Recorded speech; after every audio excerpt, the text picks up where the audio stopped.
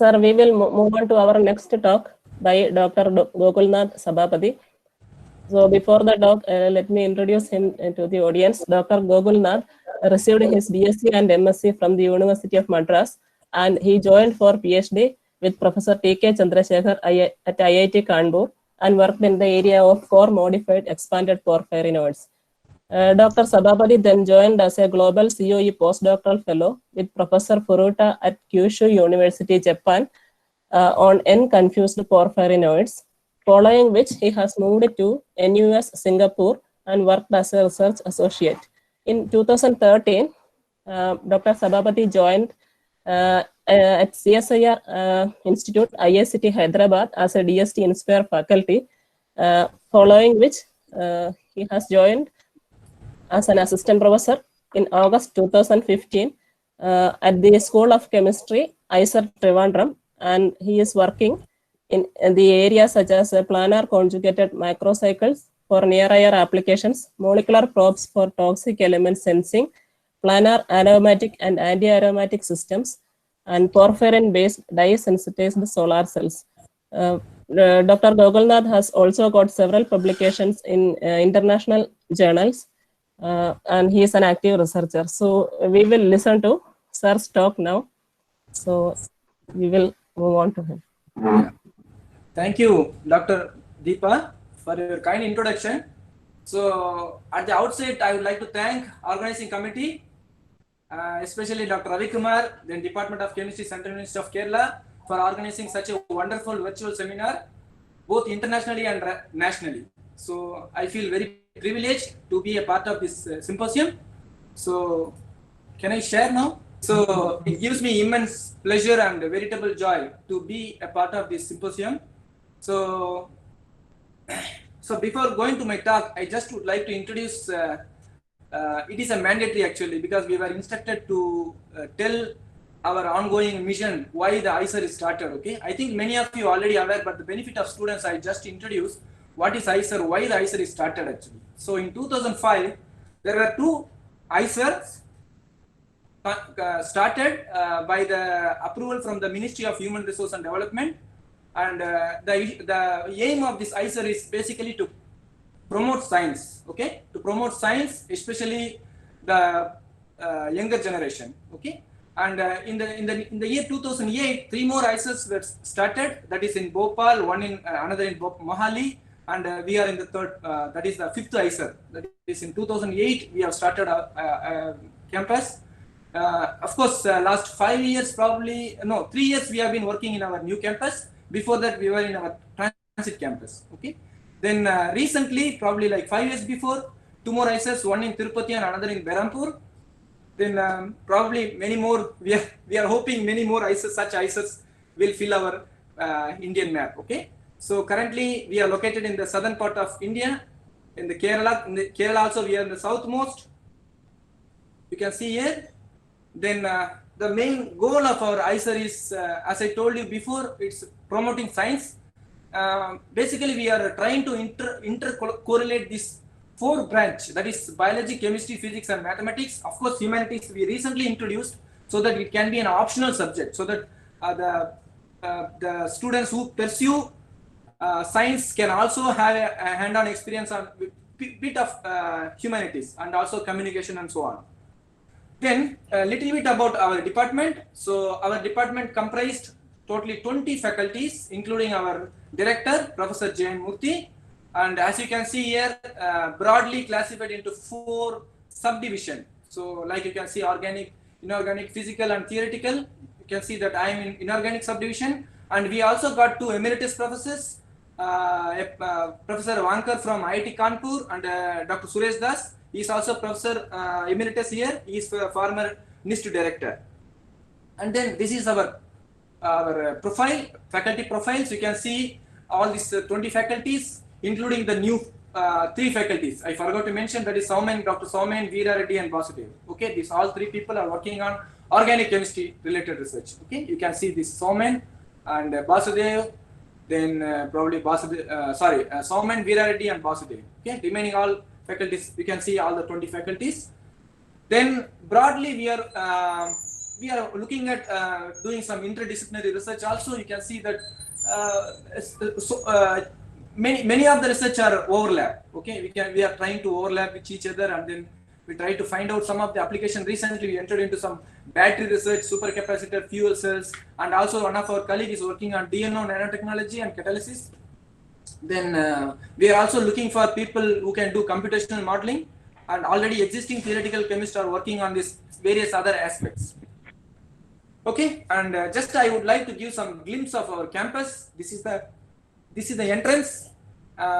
It's, you can see it's our campus is situated very outskirt from Trivandrum.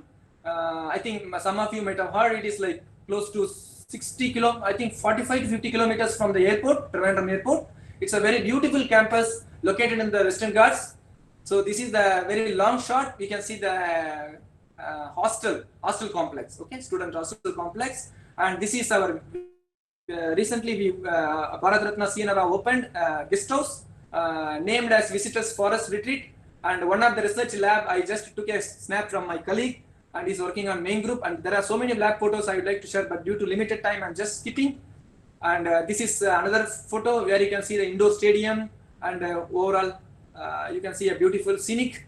And this is, we also have our own self-sustainable water recycling pan, okay, where the water comes from the mountain, we harvest and we recycle and we use it. And this is a beautiful view, you can see. Okay, so with this I just move on to my research. And of course our group is a very young and budding group. So I two things I would like to mention here. Today is I am completing my 5 years of my joining, and also I'm completing 3 years of my new lab. Okay, so I would just tell you here that still our objective is under construction. So some of the initially we picked up some works with the limited facilities. So I started working on some of the planar anti-aromatic system probably when I was a DST Inspire faculty at IPC department, CSR IST. So we looked at some molecules where we can try to make them planar, because you know whenever you expand a porphyrins, it always more than 4 pole it loses the planarity. So our initial aim was to make this planar system and then retain the whatever the optical and redox properties, okay, what it can deserve for it. Okay, and also during this preparation of the modification of these porphyrins, we also found some of our molecules having some redox switching relation. Okay, and we try to probe them, and we can also identify by through our naked eye by just simple sharp color changes. And we also started some of the work when I was in ICT. So this, with the help of Dr. Giribabu, we could able to publish this paper where you can bring a polycyclic aromatic hydrocarbon in between two classic porphyrin, so that we can make this extended kind of porphyrin tapes or something like that. Okay, I think you already know that Professor Osuka did extensive research on these porphyrin tapes and porphyrin boxes. Of course, just we simply bringing here, instead of making a directly linked porphyrin, we try to introduce something like polycyclic aromatic hydrocarbons such as anthracene, pyrene or perilene, something still we are ongoing. And in fact, I also have a plan of making some kind of ditopic receptors. You all know that this kind of macrocycle can able to form or bind selectively some of the anions or cations. And here I just plan to make a single receptor. Can you make both anion and cation binding? Okay, of course we did not achieve this one, but some of the preliminary attempt I will just show you coming slides. So as you all know that this porphyrin is a very versatile compound which has a lot of rich properties. Okay, you know very well that it has got large pi conjugated electronic network, especially when you deal with the expanded porphyrins, and it has got several intramolecular hydrogen bonding. That is why some of the conformations are stable. Even in the solution state, you can tune them by changing the solvent polarity, and also variety of metal complex already been known. And also it has got rich photophysical properties such as non-linear optical properties, and then obviously it has got its own strong aromatic, and we can also switch them Then we can use it for some sensors and several organic radicals also. Okay.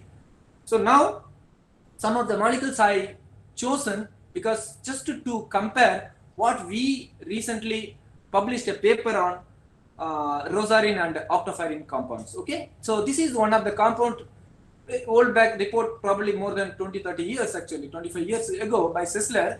You see, it is a, so this was reported in 1992 by Sessler. So this molecule is not having any planarity and it lacks neither anti-aromatic nor aromatic. Okay. Then the same group, after several years, you can see that published in Nature Chemistry, they could able to fuse these two pyrrole ring and then they can make a planar system, and then this molecule attained a strong anti-aromatic. Okay. This is the initial goal of the from Sessler group. Later on, people started making, okay, can we make some of the planar compound with a simple strategy? And this is one compound reported by V.G. Anand. But unfortunately, this compound exhibit in a planar conformation, but it lacks again anti-aromatic behavior because of this. Probably this carbon and nitrogen link is not effectively communicating this electronic conjugation entire macrocycle. Okay, and these are all some of the conformation one can think of, especially in the hexaferrin system, like depends on the meso groups or depends on the beta substitutions, and it can undergo various conformation like hexagonal, dumbbell, figure eight, and even various distorted conformation.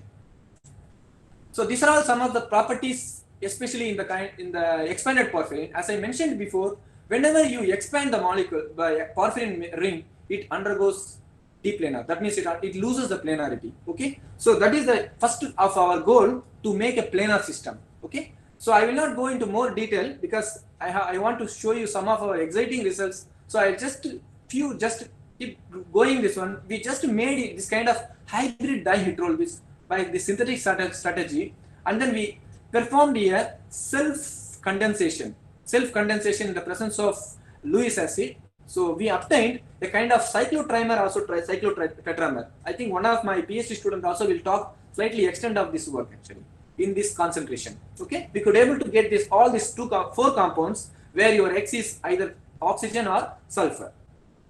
The beauty of this compound is these compounds, of course, these compounds initially we obtained a 4n-pi system. Really, we did not know why this compound is so stable. And then we thought, okay, can we try this to reduce to an aromatic system? Yes, it worked very nicely with a simple chemical reagents like sodium borate. You reduce it, it can undergo a nice interconversion into a reduced form, and it shows aromatic features. And you can see the optical features. The difference between this anti-aromatic and aromatic is clearly known and well established in the literature. Whenever an aromatic compound is there, you should have a clear solid band. Of course, the scale is not scaled up to epsilon. It is for absorbance. Obviously, the epsilon should be more than 10 power 5 or 6, and we should have a nice clear Q bands, which is a signature for an aromatic compounds. Obviously, we should not see such features in the anti-aromatic, so we able to isolate them. And also, we got a single crystal of all these reduced and oxidized compounds. So we can also measure this NMR, like yesterday Professor Ravikant was mentioning. We can see this redox switching by various means. Sometimes people use absorption, sometimes NMR, sometimes ALCD. Several methods we can able to distinguish them. So we used initially NMR spectrum. As you can see that aromatic compound, whenever there is a shielding, you should have the shielded protons. The inner protons should be shielded. Yes. Then we recorded for anti-aromatic compound, exactly it is the reverse. The inner protons will be in the de-shielded. That shows this as an paratropic ring current. Okay. In the case of hexaferrin system, we observed this redox switching by monitoring UV visible absorption spectrum. As you can see that anti-aromatic compound on reduction, you can see there is a decrease in this band and then increase in this structured band, which is signature for aromatic system. And then this is a nice reversible manner, so that we can see both reduction and oxidation with the help of absorption spectrum. And then we also found a single crystal X-ray structure for this reduced compound. Unfortunately, at room temperature, probably this molecule undergoes some kind of I think it's a dynamic conformational change. So still we could not point out whether it is, definitely it is not because of intramolecular proton transfer, but I am not sure whether it can be some sort of ring flipping or something, so that we cannot see a clear peak at you can see here all the peaks at 298 Kelvin, so that we reduce this temperature and observe the inner NH at really very upfield shifted. Okay, and also the crystal structure shows the side is a planar compound. Okay, and we got both crystal structures, both oxidized form and reduced form. That means oxidized form should be an anti-aromatic compound, but till now I don't have the answer why this anti-aromatic compound is more stable than aromatic compound. Even one of the reviewer also asked, but we till now we don't have the answer for it. We need to do further studies, whether it is with the help of DFT or something else. Then that is why this reduced compound, that means the aromatic compound, which is 26 pi electron, which undergoes a facile oxidation, just you keep the solution in an open air. Then we also went on studies this systems with the help of DFT, and then as you know that Nix value is positive for anti-aromatic, and in the case of AACD, it will give an anti-clockwise vector movement. Of course, this is all already well known in the case of expanded porphyrin chemistry, and the case of aromatic, exactly the property will be reversed. You can see a negative Nix, also the clockwise vector movement. Then I will move on to my actual talk. So the topic says that we used two strategies here. One is we try to introduce a carbazole moiety inside a macrocycle, and then we would like to see what the property changes, how the coordination ability, optical redox, and so on. Then you all know that there are several groups are significantly contributed in this area, and these are all some of the molecules which were already introduced into the macrocycle, and they are all reported, and also some of them are having a rich properties in terms of optical and redox. Then initially what we did was we just gone through the literature. We found a pioneer chemist, you all know that Klaus Mullen in 2011, he reported a macrocycle. That time I was doing a postdoc, so this paper was shared by Professor Furuta. So that time I did not know about these compounds, but I stored this in my computer, and then later on when I came to India, I thought, why this compound showing some kind of peculiar absorption property? Because it doesn't show any Q bands and it doesn't show any fluorescence. Of course it showed a fluorescence, but it's a blue fluorescent. Then as you can see, this compound doesn't have any pi conjugation. Okay, and of course Klaus Mullen also reported the same compound, slightly different changes. That means he introduced a pyrrole ring here instead of pyridine, and he also reported in another next year he reported another paper. But all these compounds, they are not showing neither aromatic nor like that. But in his second work, he somehow managed to oxidize this compound using MnO2, but he got a kind of a conjugation, and you can see a probably nice Q bands and a kind of porphyrin nature, but unfortunately this compound is not stable. He mentioned that he could not be able to isolate this compound just by monitoring UV visible. Then by this inspiration we thought of, okay, can we try something by making this conjugated? But during our attempts, a paper reported by Songs from China. So of course this was a heartbreak for us. It's a shocking for us because we were about to submit a paper and a paper appeared.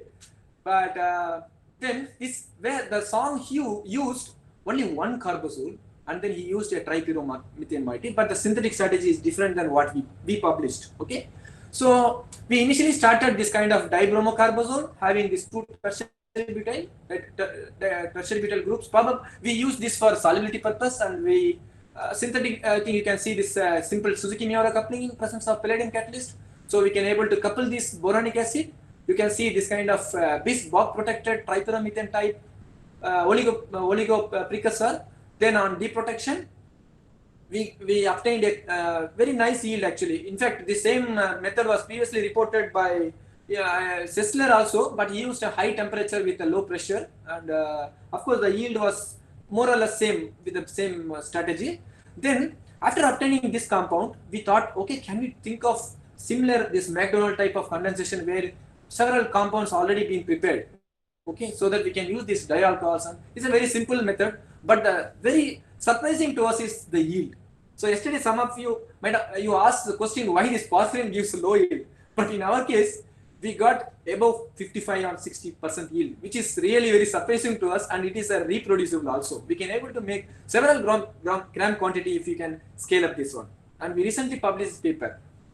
Then, of course, I should say my failure story also before my success, but I put my failure later. So after we had gone through the Claas-Mullen's paper, so I told my students, can you think of introducing this azulene so that we can make this macrocycle which can stabilize the metal in higher oxidation state. So then we went on, my student obtained this compound, fine, and he can able to reproduce, okay. Then I told him, okay, just to use this. He also prepared this dibromazolene. Of course, it is expensive, but we can able to prepare this in gram quantity. Then he tried for a 4-fold coupling reaction with this condition. Of course, he used several palladium variants and also base changes, but unfortunately, we did not obtain this compound even after several attempts. Then we started our whatever I showed you the previous. So this is still an unsuccessful story going on. Then we went on characterizing all these compounds, whatever we prepared using this 3+1 McDonald condensation. So this compound is furan substituted, this is thiophene substituted, and this is also a furan substituted, but mercury chloride adduct. I will tell you how we obtained this one, and this is pyrrole substituted compound. So totally we made 10, 11, and 12. You can see that furan, thiophene, and pyrrole. Okay. And then we also did photophysical studies with the help of Professor Dango Kim. He helped in obtaining this lifetime data, and you can see this lifetime data is close to a nanoscale for a typical porphyrin system. And surprisingly, this pyrrole stuff shows a higher quantum yield compared to other compounds. Then the interesting observation what we have seen here is, one of our compound, that means this oxygen containing compound, is selectively binding mercury. Okay, so before that we tested all the metal ions. We did not see any significant change in the absorption profile, but when we add this mercury salt, you can see a drastic absorption change, and also the emission is now getting quenched on addition of this mercury ion. We also tested this titration, both aqueous and non-aqueous. It worked very good, and also it is going reversible and reusable. Okay, I will tell you about why this is reversible and reusable. Okay, and then we also measured this emission spectra with in the presence of other salts. We cannot see any significant quenching in the emission profile, and also we did a Jobs plot, and then we obtained this compound. This mercury binding is going in a 1:1 fashion, and we are fortunate to record the NMR spectrum for the mercury bound complex also. You can see the NH is disappeared. Then we realized, okay, that mercury is binding on this NH. That means it's a carbonyl. Obviously, these two are immunopyrrole, which we already obtained from our single crystal excess structure. Obviously, by this NMR profile, one can tell this compound is not aromatic, because whenever a inner NH is there, in a classic porphyrin, you should have this NH shifted in a upfield region. Okay, so it is, but obviously it is not due to the hydrogen bonding also. There are some hydrogen bonding, but it will not give the aromaticity. So this compound tend to be a non-aromatic because of break in the conjugation, as you can see the central pyrrole. So then we went on, okay, we got the single crystal excess structure for this compound also. It's a nicely planar compound. This interaction is there, you can see in the solid state. And then we are lucky enough to get the crystal structure for this mercury bound complex. You can see the chloride is axially bound. Okay, and the mercury is out of plane now. Probably in order to accommodate, it can't go inside due to the less space in the cavity. It accommodates in the apical fashion. Okay, then I should mention why this is reversible. Okay, because this compound we treated with a simple basic alumina and also by dilute acids. This compound can cleanly convert into this one. That means it is a very nice reusable sensors.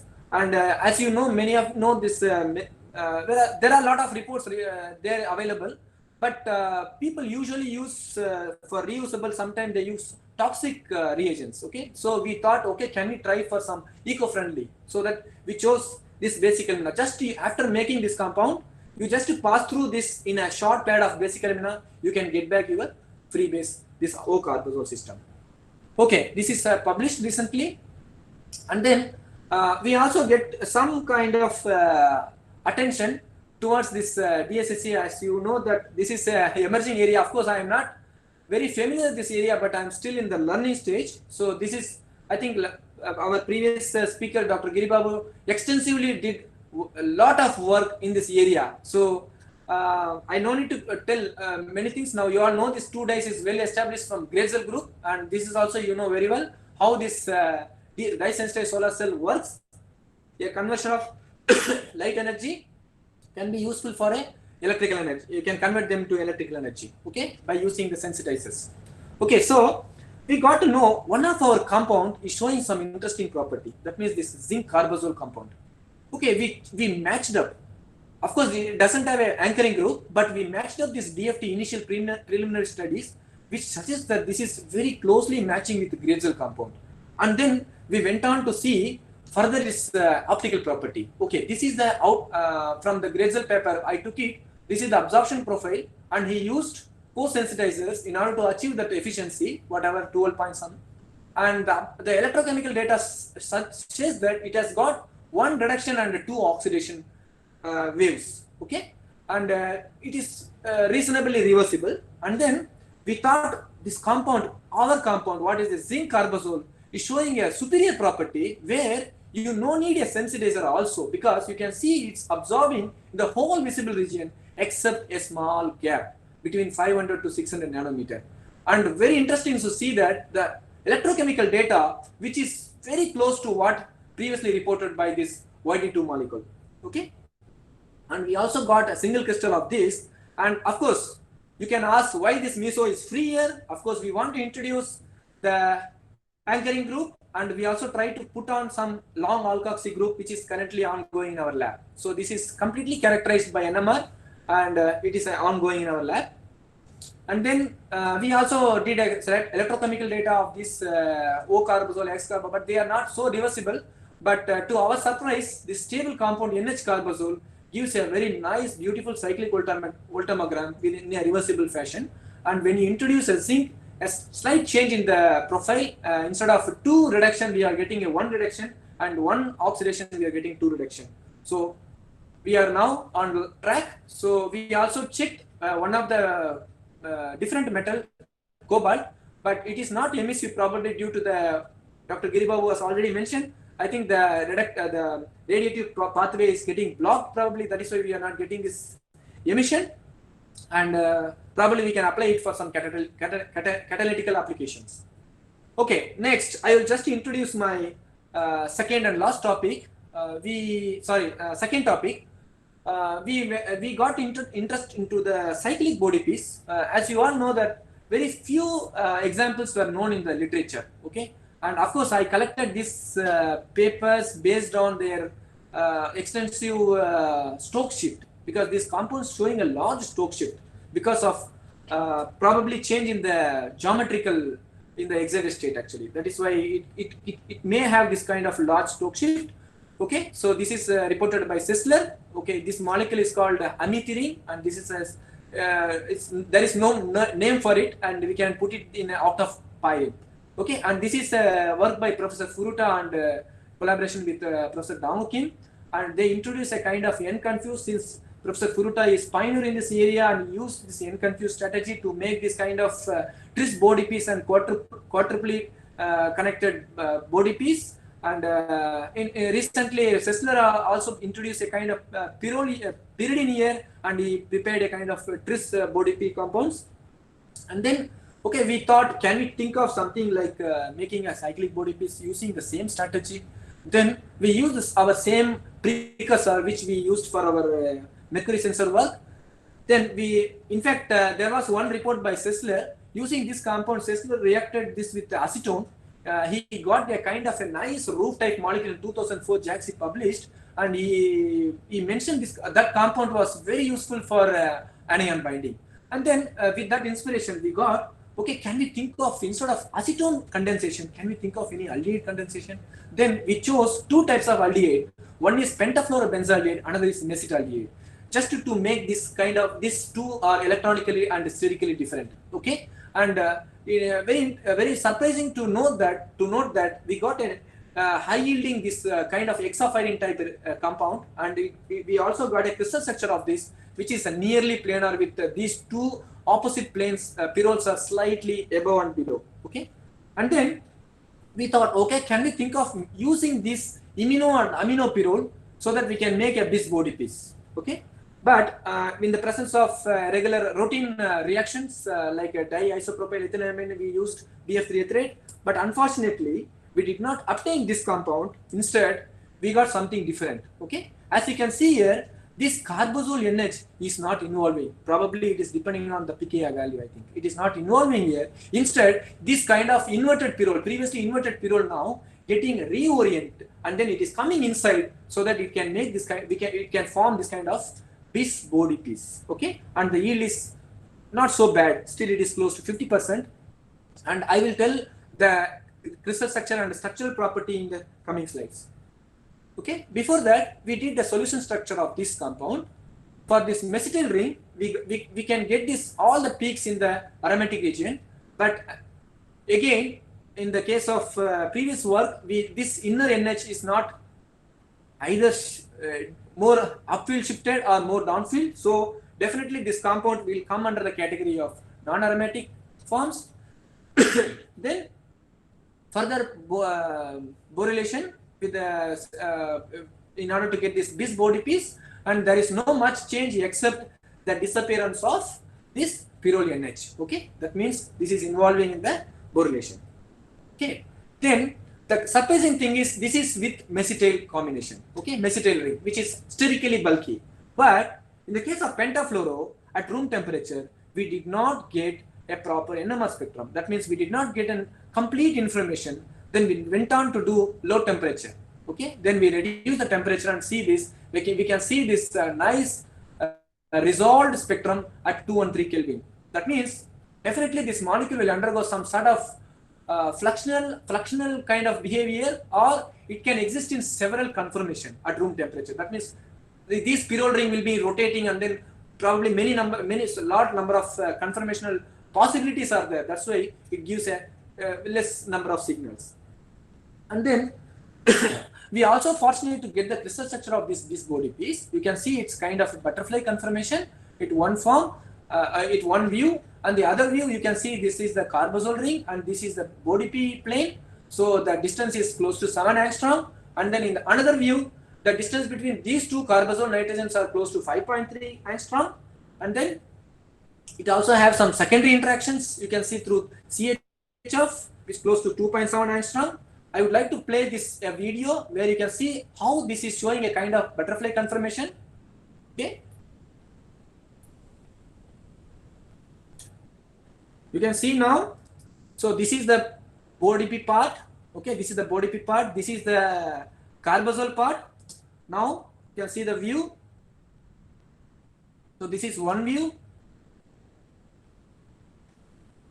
kind of a butterfly conformation, and it is coming back. Oh,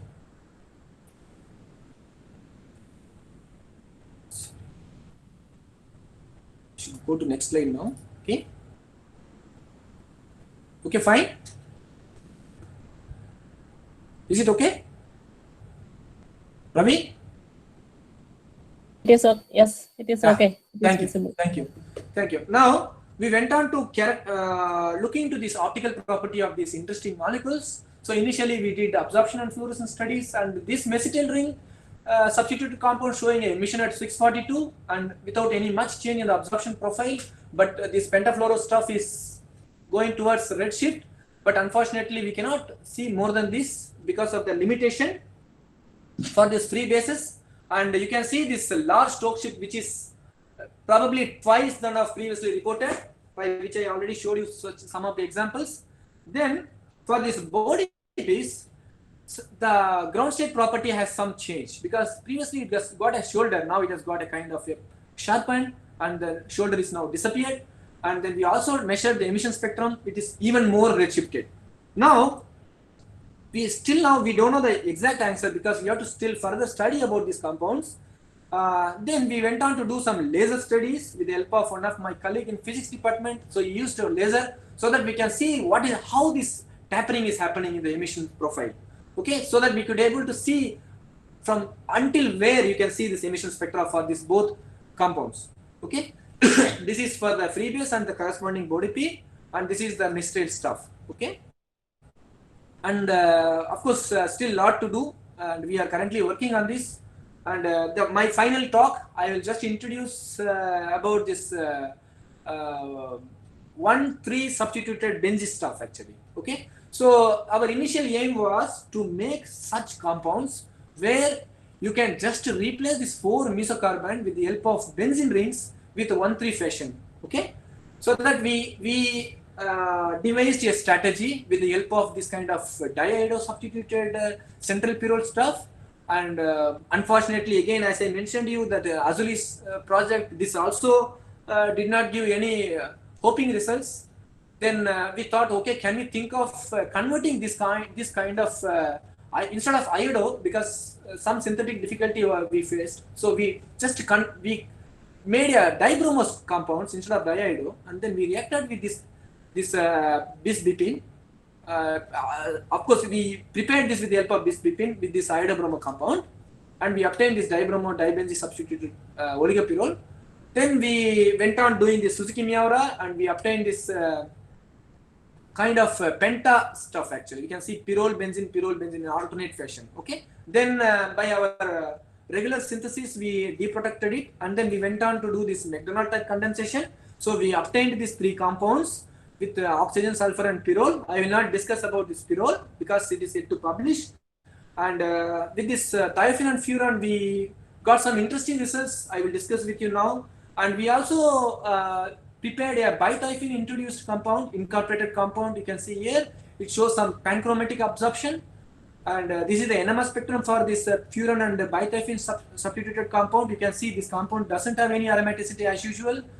But never mind, we went on do some theoretical studies to understand the aromaticity. Unfortunately, again, as expected from the NMR, this compound is showing a local aromaticity instead of global aromaticity because only these phenyl rings have aromatic conjugation.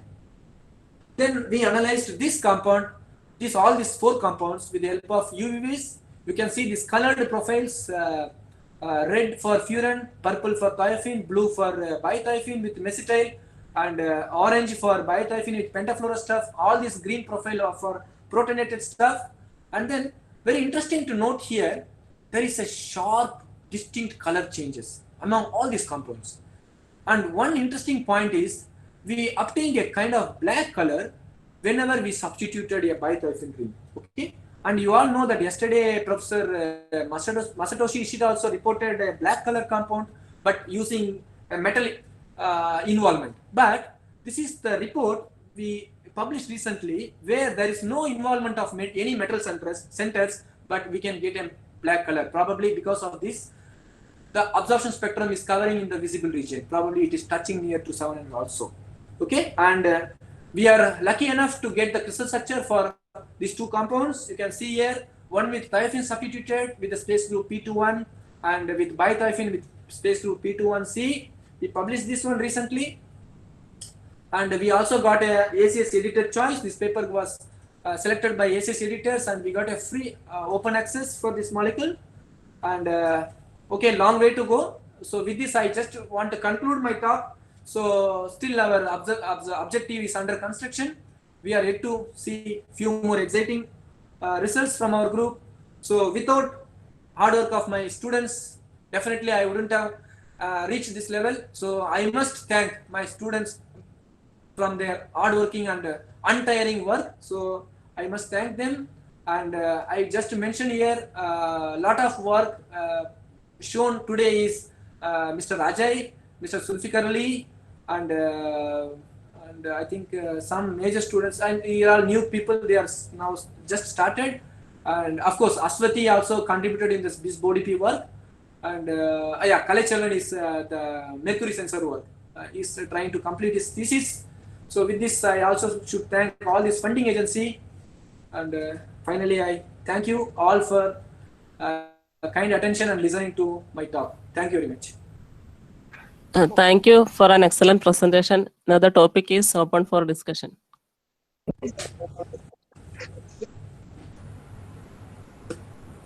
Yeah, Gokul? Sir, tell me. Yeah, it's excellent work. Congratulations, and very good publications you got it. And yeah, by looking into the absorption spectra, yeah, one can attempt about applications to disolar cells. And my question is that how difficult to attach an anchoring group to these molecules? Yeah, I must mention here, we tried several things actually. Still, we could not make it because the student trying hard to either make putting bromo substituent on this meso or borate, but neither went in vain actually. It did not work, unfortunately, and the student is now coming to end and still is trying, but I don't have any hoping result for that. Yeah. How many milligrams of compound do you can make it? Like 10 milligrams, 15 milligrams, are you in a position to make it? No, several hundred milligrams we can make. Okay. Then it is fine. Then it is but there is a caution, sir. There is a caution here without anchoring group, because the issue here is, you know very well, we want to introduce anchoring group and then we want to hydrolyze later.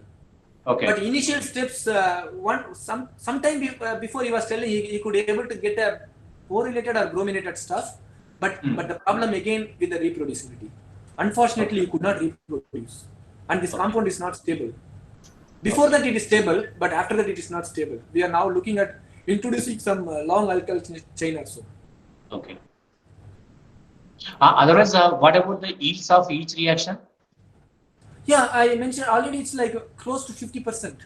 50, oh, 60. okay then. Yeah, 60%, which is very surprising actually. Okay, then it is fine. Yeah. You can able to produce even 100 mg, 200 mg scale also. Yeah, gram, because one of the referee, in fact, he did not believe, and then I told him we also reproduced it, and maybe 1 or 2% plus or minus, or 2-3%, but it can achieve at least 50%. There is no doubt. We can do this. Okay then all the best. Yeah, thank you, sir. Dr. Gokulnath? Yeah. I have a comment and a question. The comment is that the NMR spectra you showed were incredibly beautiful. You know, both the low temperature and high temperature ones. You know, I don't know how you are getting such beautiful sharp peaks for almost all the compounds. So congratulations. I think you have very good students. You know. Okay. So the question is, I don't remember exactly because there are so many macrocycles that you showed. In one of the slides you showed a particular starting material. When you make into a macrocycle, it forms in a, you know, kind of like a trimer fashion and a tetramer fashion. Do you remember what I'm? Yeah, that is my initial work actually. Unfortunately, I don't know what to call them. So I'm sorry. No, this is a bioheteral work actually. Hybrid bioheteral. We published this last year. Yeah. This one, this 24 pi and 32. So I was wondering, you know, if there could be any kind of template effects that you can bring to have a control over the size of the macrocycle. Yes, because in order to improve the yield, in fact, we have tried it. We have tried adding some zinc salts, and probably my student tried changing this acid catalyst with something else also, probably PTSA and all. Unfortunately, this is the highest yield we got it with this current condition. So, but the thing is, as I mentioned, these reactions are highly reproducible.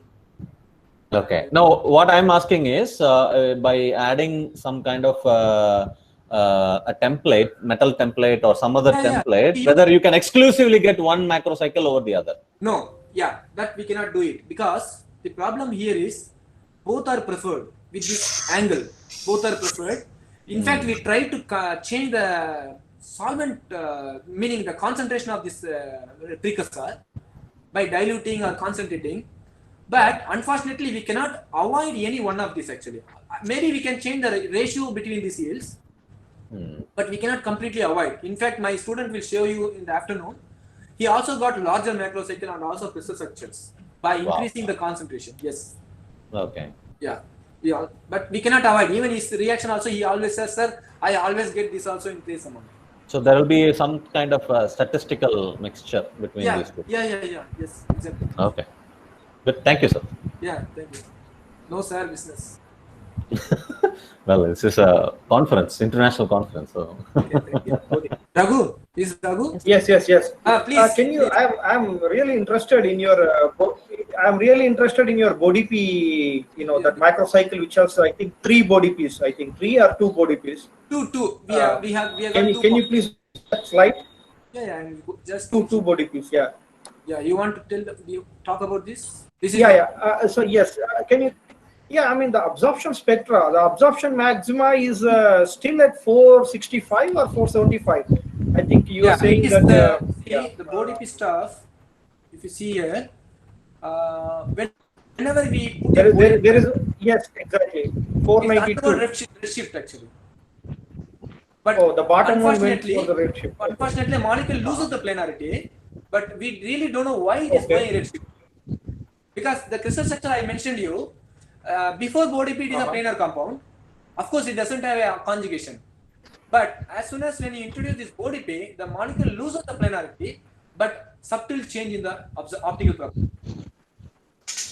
Okay. So, and it is really emissive, or I mean, the emission is the quantum yield I'm talking about. That we are in that stage now. We are currently collaborating to international collaborator, and he told he want to reproduce actually. So he is now working on this project. Yeah, we sent all the samples, all these 4 compounds. So he is working on it, and we got almost everything. We are now about to submit paper. We finished theoretical, which I did not discuss also. We finished completely DFT calculation. ACD, NICS, everything is done now. Okay, because I just have one comment is that this your emission is almost going towards it's similar to that of your AZA BODP. Yes, correct. Look into AZA it, BODP. it's going towards the AZA BODP thing. That's why your color also looks more like bluish. I mean, in your strips also, I can see that it looks like bluish color. So I was wondering whether there is any. The cuvettes, yes. Yeah. So whether there is any triplet, because I think you will study more, but any singlet oxygen quenching, because I was worried. What happens is, whenever we see this BODP, we could able to get some kind of lifetime data with available, because we need to go femto, especially for these free-based systems. Okay. I think this has got the lifetime of in a femtosecond scale. Because recently we got a facility.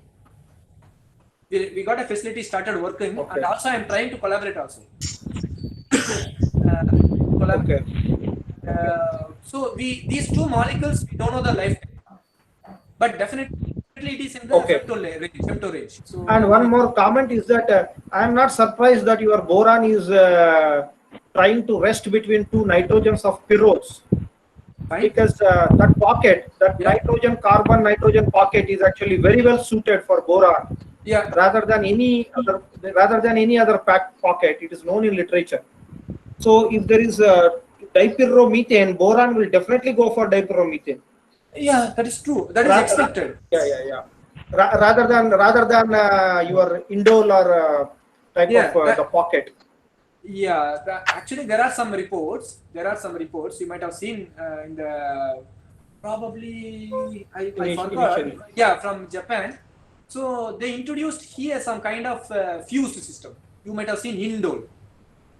Yes. But in that case, the nitrogen is involving, because all depends on what we felt. All depends on selection. Okay, all depends on selection, because if the boron is highly comfortable and highly chemically which is preferred, then it doesn't choose this one probably, which is already satisfied with this itself. And I have one last question: is that the mercury sensing? You think the pocket size is actually dominating more than the interactions? Yeah. Because I feel like the very nice. Yeah, exactly. Yeah, because the nitrogen mercury interaction, I think is the pocket size is much more pronounced rather than the nitrogen mercury Yeah. Thank you. And what we felt, we also did a DFE. I did not show all these results. See, whenever oxygen is there, probably we felt this deprotonation is facile. Okay. Because okay. of that, we also showed everything in the paper. Sulfur, it did not go. Whenever sulfur is there, probably there is an interaction. Steric congestion is happening, so that the deprotonation is not happening initial stage. So the compound. So when there is sulfur, it is not binding. Mercury is not binding at all. Not binding. We showed. Really, that is surprising. Actually, Surprising that is, because of soft character. It is surprising. Even we also till now, but we believe there is a deprotonation is inducing this binding. Because of that only, when we use basically chlorinated solvent, it goes back. Nicely goes back, and then we can do this one. Okay. Thank you, Gokul. I'm done. Yeah. Thank you, sir. Hello.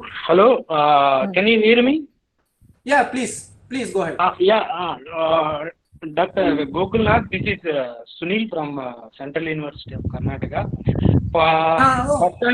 First and foremost, I must congratulate for your excellent presentation and Thank you. very impressive results. I have two questions actually. Can I see the slide number 23? Yeah. So here for the deproduction of bath, you have used sodium methoxide. Is it 3 equivalents or 30 equivalents? No. Yeah, it need excess because once it attains equilibrium, you cannot push it because always there will be like 50% compound unreacted, meaning not deprotected. Oh. So you need to add excess. Okay. Yeah. Then only you Usually, please tell me. Usually you will use for the deproduction catalytic amount of sodium methoxide and the pH of methanol is sufficient. I'm wondering why that much huge amount of sodium methoxide is required to deproduct the bath. In fact, we also tried with the trifluoroacetic acid. We tried a lot of things, but only with this condition it works. And also this compound is a stable compound, which is not like a regular trichloromethane. You know, in the polyethylene chemistry, without this benzene ring, you will have a trichloromethane, which is not stable at all. But very surprisingly, this compound is a very nice white color. You can put it outside for many days. It just stable compound. Yeah. Okay, I have one more question. Can you go to the slide number 16? 16. 16.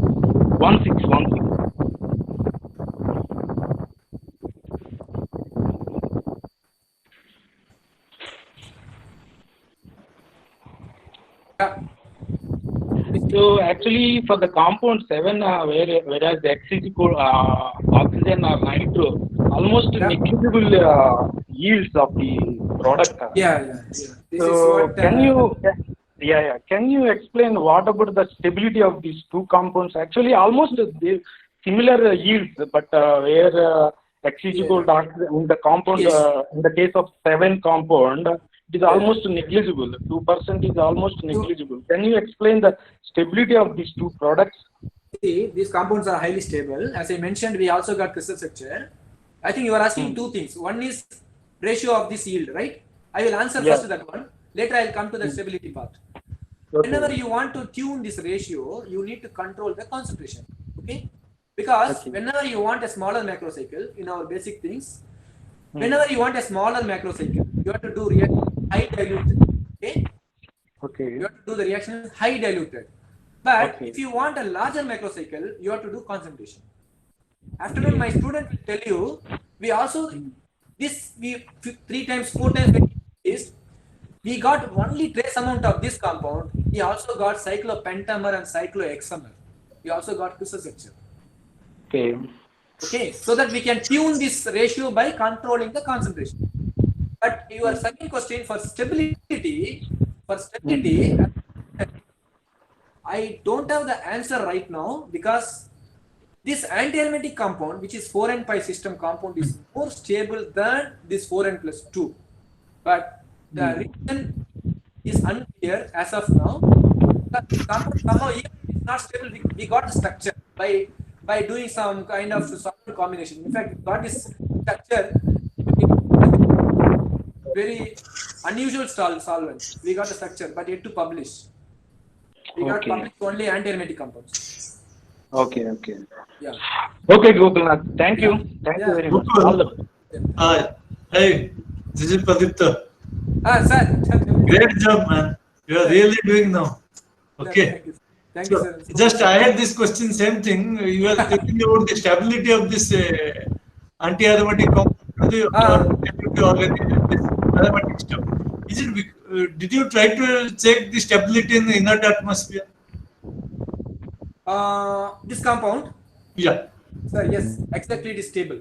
It is stable. Inert atmosphere, it is stable, right? It is stable. So Inert obviously, atmosphere. aerial condition, Yeah. it is electron this species. Aerial condition, it should undergo oxidation. I don't understand. If Yes, you sir, yeah.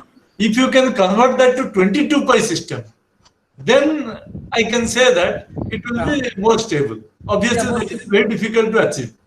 Yeah, exactly. But the Right. anti-aromatic rule is not applying here. Because See, you are generating the aromatic stuff here by reduction, not by oxidation. That is the important point. okay, yeah, because of reverse strategy. Yes. If you generate that by oxidation, then it Yeah. will be more stable. Yes, that means Most this of arrow the should be time, other whatever side. people talk, it is the aromatic species is generated by oxidation. Okay. Okay, that is one issue. And just going to that mercury sensor again, you told in case of thiopine, when it is there, you don't have see any interaction in the solution also? Sir, we did not see. Actually, I can show you. My supporting. It is there in supporting information. We tested. Okay, fine. In solution also, there is no interaction with mercury in derivative. Very surprising, no interaction. Okay. Yeah. Because I thought maybe if there is a deprotonation occurs, mercury has a bond with the nitrogen. So that Yeah, is more exactly. stable. So Yeah. you are able to see in solid state and a solution state. But wherever, if you have a sulfur, probably that interaction can be with the sulfur and that may be only visible with the Yes. Anderson studies. But it Exactly. won't be very stable interaction. That was my. Sir, one thing what we noticed was because of this benzene fusion, this compound also highly planar. Yeah. Highly planar, then this nitrogen has a limited reorientation. Yes. It cannot like in a normal porphyrin, it has got at least a subtle change in the conformation. But here, because of this fusion, this got arrested here. So that it cannot do so much of job when this bulky group is here, bulky heteroatom. And mercury also will prefer to have a bent structure. That Yes, is just exactly. one point. Yes, sir, yeah. It works actually. That helps in that way. Yeah. That's true. Yeah. Okay. That is So- why the selection. Furan is selected. And when you go to that you butterfly structure you are saying, do you think it is unexpected actually? I felt it is expected.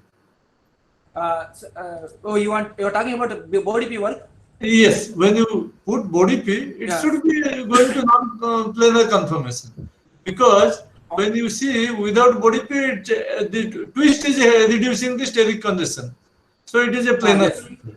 But Yes, once yes, you sir. force it to come to in plane, obviously something has to go out of the plane, right? Yes, sir. Yeah. That's where the Carvajal is going. Yeah. Yeah, but the thing is, it is 700, 600. Just a minute. Let me check it.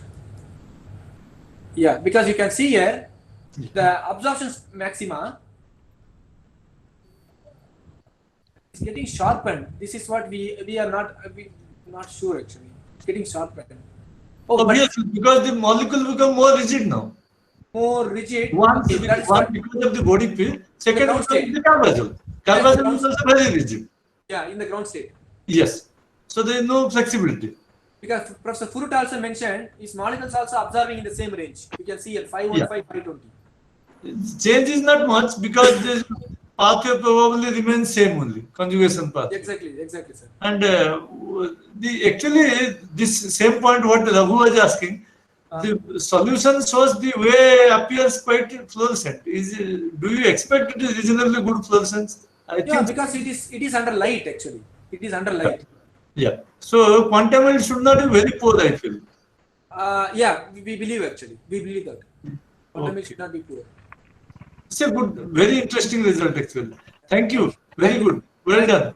Thank you so much, sir. Thank you. So, are there any more questions? So, if there are no more questions, let us thank Dr. Gokul Nath for an excellent presentation and excellent work. Deepa, 1 minute. Thank you, Gokul. Thank you. Thank you, Dr. We have two questions. Ravi want to say something, Dr. Deepa. We have two questions in the chat box. Can you just No, this check? this was already discussed, I think. Slide 16. Emission shift in BODP is because of exciton coupling. Exciton coupling. Yes, I accept. Basmatar is this one. I accept. Then the other one is Trideep Sharma is asking, does it shows PCET? PCET, we need to check it. Proton couple electron transfer, we need to check it because whenever you the free base we can pick up, but not BODP, because BODP that carbazole NH will not undergo deprotonation. We need to check it. Trideep. Of course, we'll check both the molecules, both BODP and free base. Well, Deepa, you can conclude. Yes. Both of you can. There was also another question, slide 16. I think that was already covered. Slide 16, I already answered. Yeah, that is already. So let us thank Dr. Gokul Nath for the excellent section and excellent. It was also very nice interaction. Yeah, thank you so much. So we thank on behalf of this. Sorry, I think, thank you.